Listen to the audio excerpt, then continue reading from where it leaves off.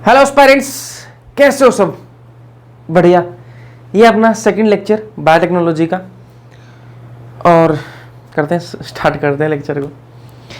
देखो, first lecture के अंदर अपन ने क्या पढ़ा था, एक बार थोड़ा सा उसको देख लेते हैं, ठीक है।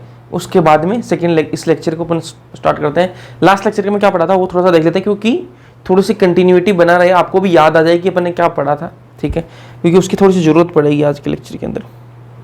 ये लो जी, यहाँ आ जाते हैं।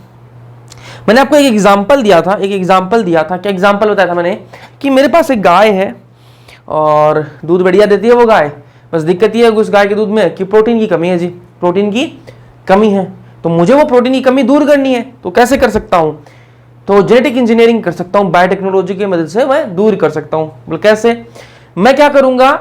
देखो, प्रोटीन की कमी इसलिए है कि उसमें ऐसा एक जीन नहीं है, मेरी गाय का जो दूध है उसके अंदर प्रोटीन की कमी इसलिए है क्योंकि उस गाय के अंदर वो जीन नहीं है जो प्रोटीन बनाता है, ठीक है, वो जीन नहीं है जो प्रोटीन बनाता है। तो मैं एक काम करूं, वो जीन कहीं से लेके आ जाऊं जो प्रोटीन बनाता हो, ठीक है, और वो जीन लाकर गाय के अंदर डाल दूं, तो गाय के दूध के अंदर प्रोटीन आने लग जाएगी, ठीक है।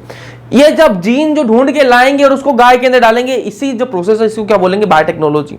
कैसे किया था? सबसे पहले मैं क्या करूंगा, वो जीन ढूंढूंगा। यार मेरे को वो जीन कहां मिलेगा जो प्रोटीन बनाता हो, तो मैंने ढूंढा चारों तरफ, तो मुझे एक भैंस मिली। उस भैंस के दूध के अंदर प्रोटीन था, मतलब मुझे पता लग गया कि इस भैंस के अंदर क्या है, वो जीन है जो प्रोटीन बनाता है, तभी तो उस भैंस के दूध के अंदर प्रोटीन आ रहा है।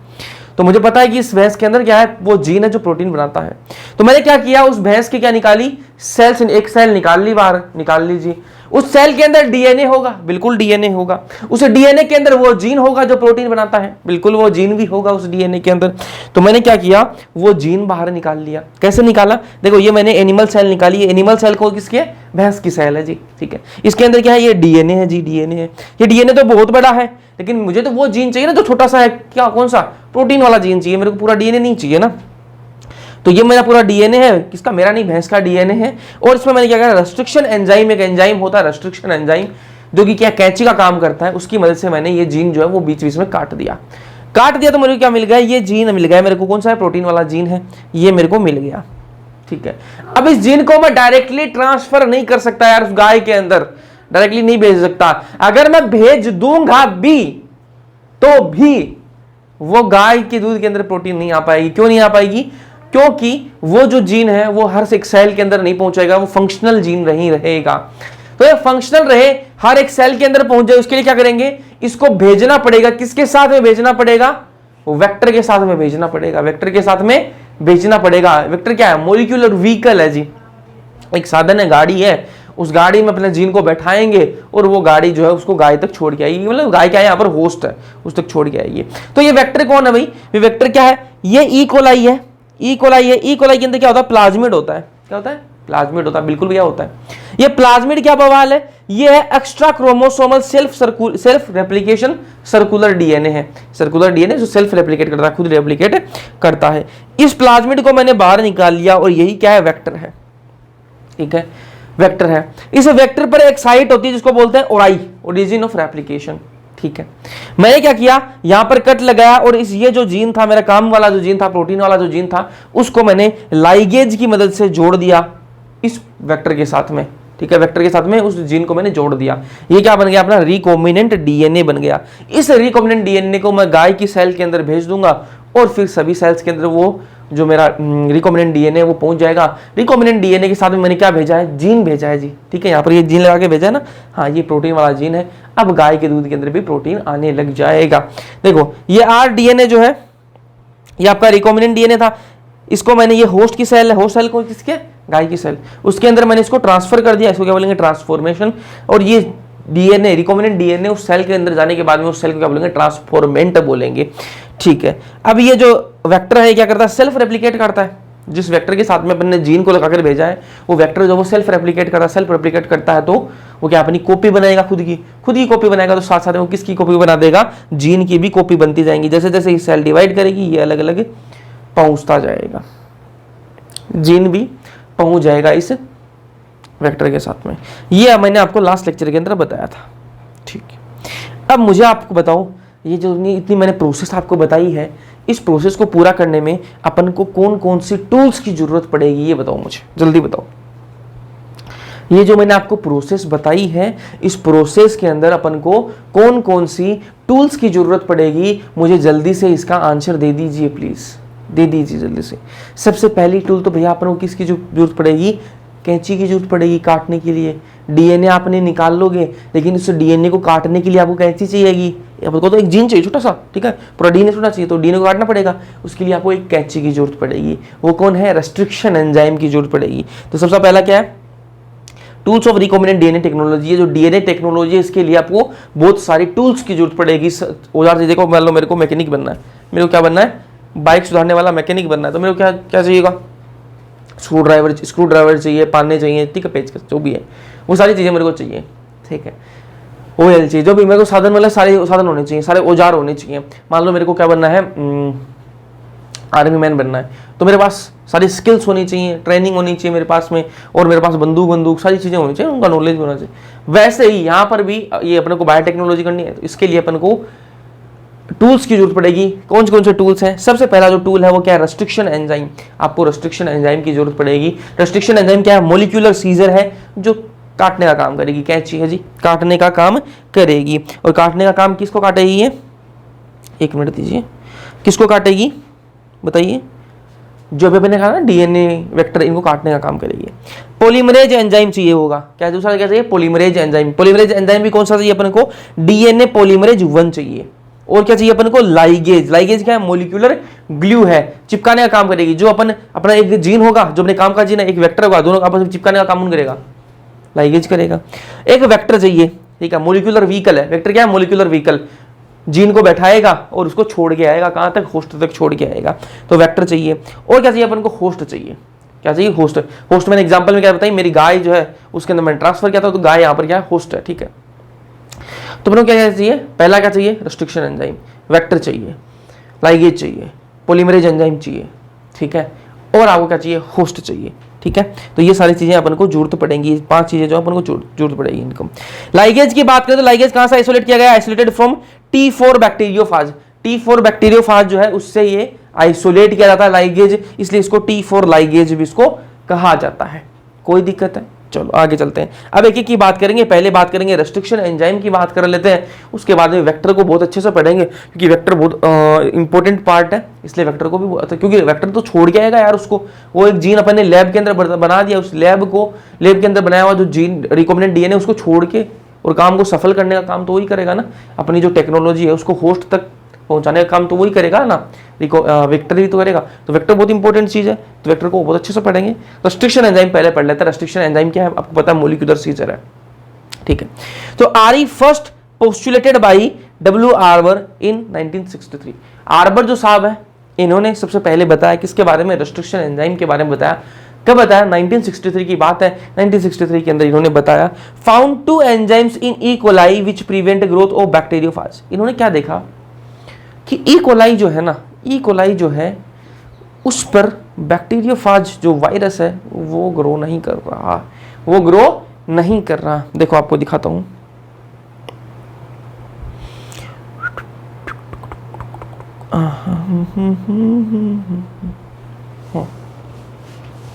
देखो क्या देखा इन्होंने कि भैया ये क्या है, ई कोलाई है, ये क्या है, ई कोलाई, इस पर ये वायरस आया, ऐसे इससे वायरस बना रहा हूं मैं, ठीक है। ये वायरस ने अटैक किया इस पर, ई कोलाई पर, ठीक है। जैसे ही वायरस अटैक करेगा, इस वायरस ने अपना आरएनए डीएनए अपना इस ई कोलाई के अंदर ट्रांसफर करने की कोशिश करी। चलो अलग कलर से बनाते हैं। जैसे ही इसका जेनेटिक मटेरियल, जैसे ही इस वायरस का जेनेटिक मटेरियल जो है ई कोलाई के अंदर आया, तो इस जेनेटिक मटेरियल क्या हो गए, टुकड़े टुकड़े हो गए। इस जेनेटिक मटेरियल को क्या कर दिए, टुकड़े टुकड़े कर दिए इसको, ठीक है, काट काट के अलग कर दिया। तो साइंटिस्ट ने देखा यार ये बैक्टीरियोफेज जो है, बैक्टीरियोफेज जो वायरस है, ये ई कोलाई पर ग्रो ही नहीं कर पा रहा, ठीक है, ग्रो ही नहीं कर पा रहा, इसको कोई इफेक्ट ही नहीं दिखा पा रहा। क्यों नहीं दिखा पा रहा, क्योंकि जैसे ही वो अटैक करता है इसके सारे टुकड़े टुकड़े हो जा रहे हैं।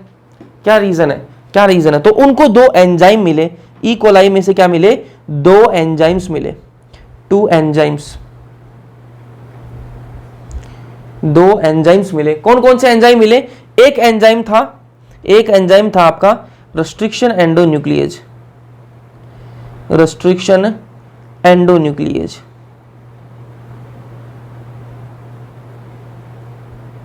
और दूसरा कौन सा एंजाइम था? दूसरा एंजाइम था मिथाइलेज, मिथाइलेज। जो रेस्ट्रिक्शन एंडोन्यूक्लियस था ना, ये क्या काम कर रहा था? उसे जेनेटिक मटेरियल को काटने काम कर रहा था, डीएनए को जो काटने, जो बैक्टीरियोफाज है उसका डीएनए जो है उसको काटने का काम कर रहा था। तो आपके दिमाग में क्वेश्चन आना चाहिए कि भैया ये वायरस और दूसरी चीजों का डीएनए जो काट रहा था, ये जो रेस्ट्रिक्शन एंडोन्यूक्लियस जो है ये इस बैक्टीरियोफाज का जो डीएनए उसको काट रहा था।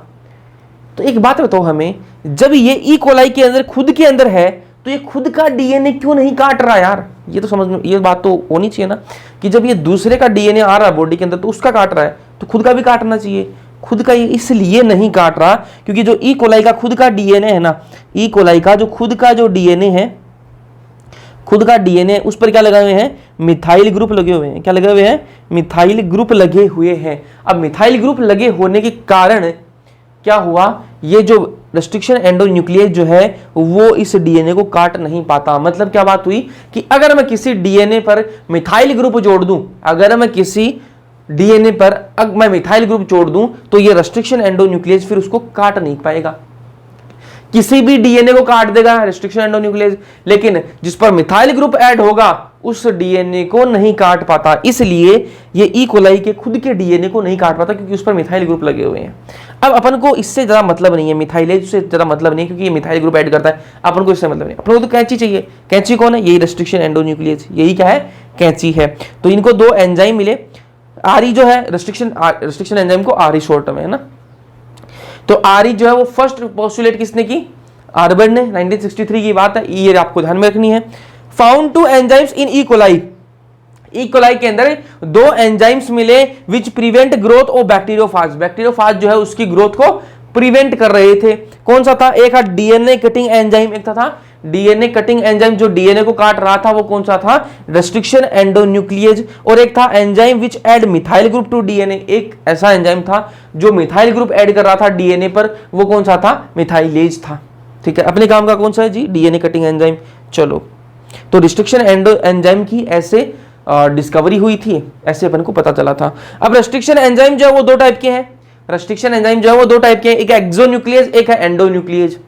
रेस्ट्रिक्शन एंजाइम जो है वो दो टाइप के हैं, एक है एक्सोन्यूक्लियस और एक है एंडोन्यूक्लियस।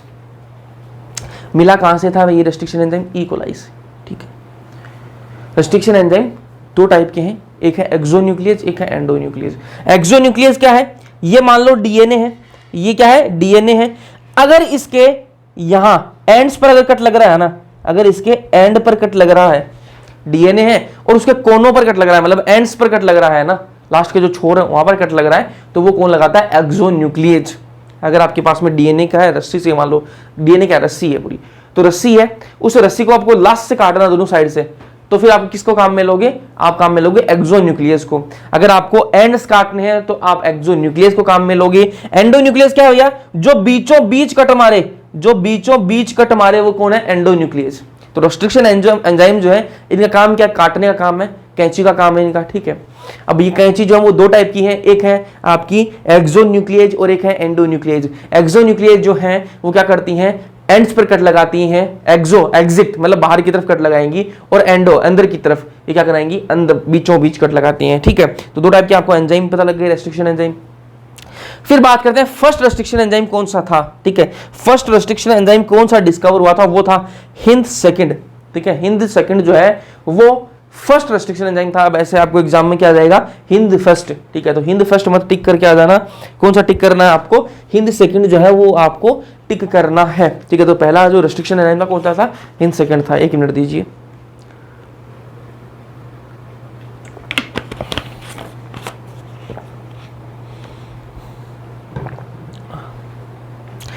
हिंद सेकंड जो है वो पहला रेस्ट्रिक्शन एंजाइम था। ठीक है, कट एड, ये हिंद सेकंड जो है ये क्या करता है? Cut specific sequence of 6 base pair. अब ऐसा नहीं है कि कहीं भी कट लगा रहा है। ठीक है, ये जो रेस्ट्रिक्शन एंजाइम है कहीं भी नहीं काटते डीएनए को, ये क्या करते हैं? रीड करते हैं पूरे डीएनए को, डीएनए को रीड करते हैं और फिर देखते हैं डीएनए को रीड करने के बाद में देखते हैं कि इनको एक स्पेसिफिक सीक्वेंस रीड करते हैं, ठीक है। इसको क्या बोलते हैं, पैलिंड्रोमिक सीक्वेंस बोलते हैं। क्या बोलते हैं, पैलिंड्रोमिक सीक्वेंस। आगे बताऊंगा पैलिंड्रोमिक सीक्वेंस क्या होता है। पैलिंड्रोमिक सीक्वेंस पर ही ये क्या करते हैं, कट लगाते हैं। हर कहीं पर कट लगने लगाते हैं कि आप बोल सकते हो कि भाई ये इतना बड़ा डीएनए, इसको पहले इतनी दूर में लगाया, फिर इतनी दूर में, फिर यहाँ लगा दिया, ऐसे कट नहीं लगाते, ये दिमाग से कट लगाते हैं। ये एक पैलिंड्रोमिक सीक्वेंस को रीड करते हैं, उस रीडिंग के बाद में ही कट लगाते हैं। चलो, more than 900 restriction endonucleases are discovered from more than 230 strains of bacteria। आज के टाइम पर पहला रेस्ट्रिक्शन एंजाइम कौन सा था, वो आपका हिंद सेकंड था, लेकिन आज के टाइम पर 900 से ज्यादा रेस्ट्रिक्शन एंडोन्यूक्लियस जो हैं वो डिस्कवर किए जा चुके हैं। और कहां से डिस्कवर हुए हैं वो, 230 से भी ज्यादा बैक्टीरियल जो स्ट्रेन है उनसे वो डिस्कवर किए गए हैं, ठीक है। तो मोर देन 900 रेस्ट्रिक्शन एंडोन्यूक्लियस जो वो डिस्कवर हुए हैं from more than 230 strains of bacteria. Bacteria के 230 से ज्यादा स्ट्रेन से क्या है, ये डिस्कवर किए गए हैं। अब बात करें, मैंने आपको बताया कि यहाँ पर ये पैलिंड्रोमिक सीक्वेंस पर कट मारते हैं। ये जो हिंद सेकंड है ये हर कहीं कट नहीं लगाता, पैलिंड्रोमिक सीक्वेंस जो होता है डीएनए पर उसी पर कट लगाता है। अभी उसी पैलिंड्रोमिक सीक्वेंस की बात कर लेते हैं कि भैया ये पैलिंड्रोमिक सीक्वेंस होता क्या है। तो पैलिंड्रोमिक सीक्वेंस की बात करते हैं तो each restriction endonuclease recognises a specific palindromic nucleotide sequence in the DNA.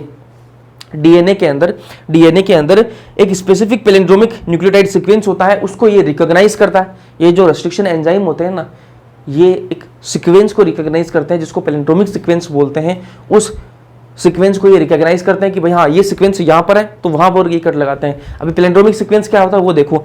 अब ऐसा अपने दिमाग में कोई वर्ड आ रहा है क्या, आपके दिमाग में ऐसा कोई वर्ड आ रहा है क्या जो आप चाहे उसको सीधा पढ़ो चाहे उसको उल्टा पढ़ो, चाहे ठीक है आप उसको सीधा पढ़ लो चाहे उसको उल्टा पढ़ लो, दोनों बार आप पढ़ोगे तो सेम ही आएगा। ऐसा कोई दिमाग में वर्ड आ रहा है क्या? अगर आ रहा है तो जल्दी से बताइए, जल्दी से बताइए कि भाई ऐसा कोई वर्ड आपके दिमाग में आ रहा है कि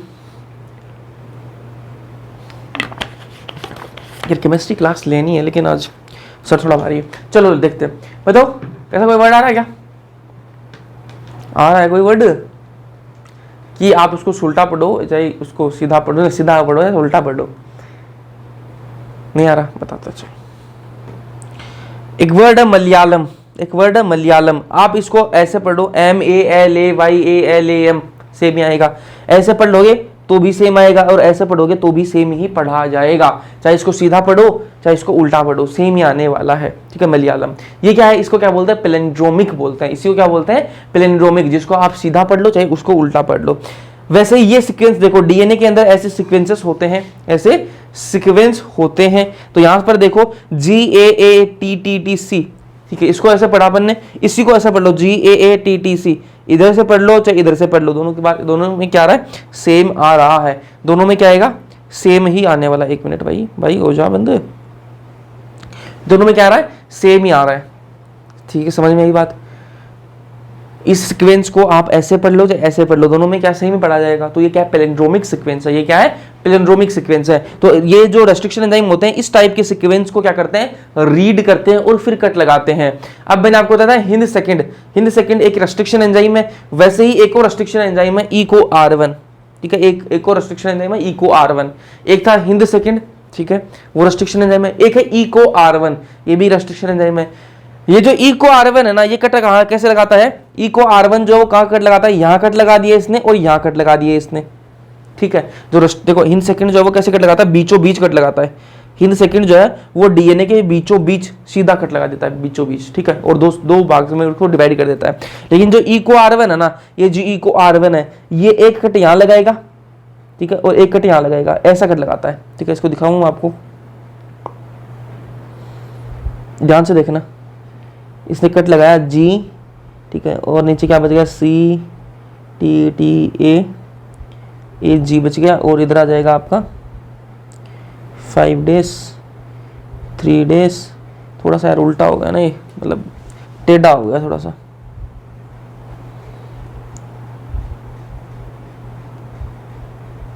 थ्री डेज CTAAG 5 days, ठीक है। वहीं इधर चले, जी नहीं आएगा ना बाबू, यहाँ तक ही आएगा। अब यहाँ ये नीचे भी कट लगा रहा है, नीचे भी कट लगा रहा है। नीचे कट कैसे लगेगा देखना ध्यान से। AATTC नीचे आ जाएगा आपका जी। तो इसको इस ध्यान से देखना।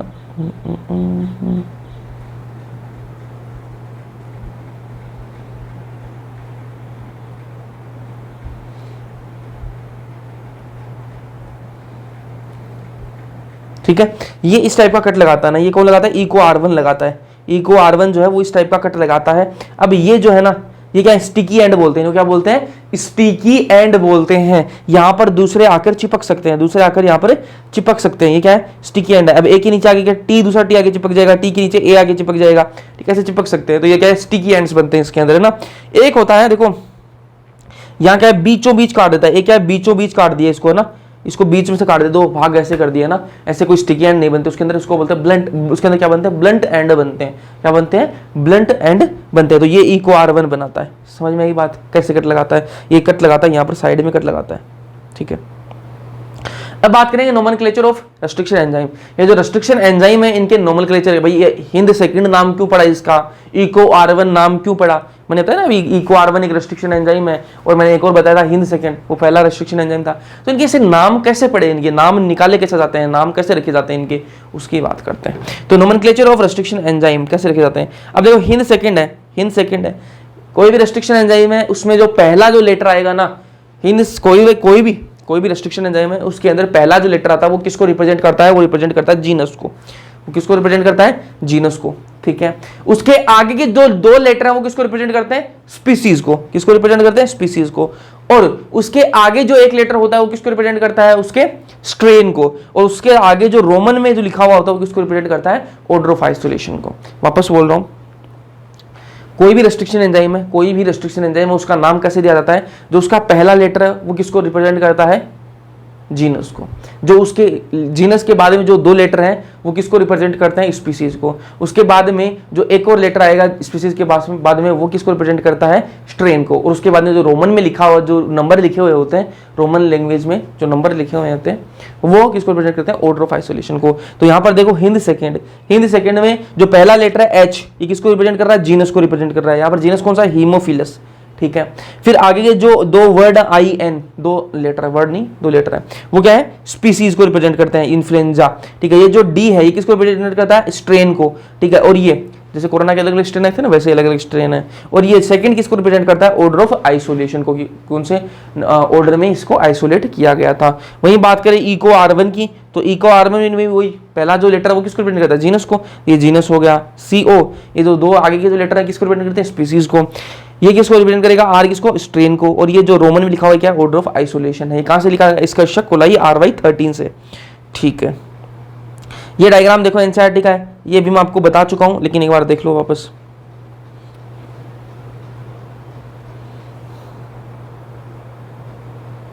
ठीक है, देखो एक्शन ऑफ रेस्ट्रिक्शन एंजाइम। ये रेस्ट्रिक्शन एंजाइम काम कैसे करते हैं वो देखो ध्यान से। रेस्ट्रिक्शन एंजाइम काम कैसे करते हैं, तो the enzyme cut both DNA strand the same site, है ना।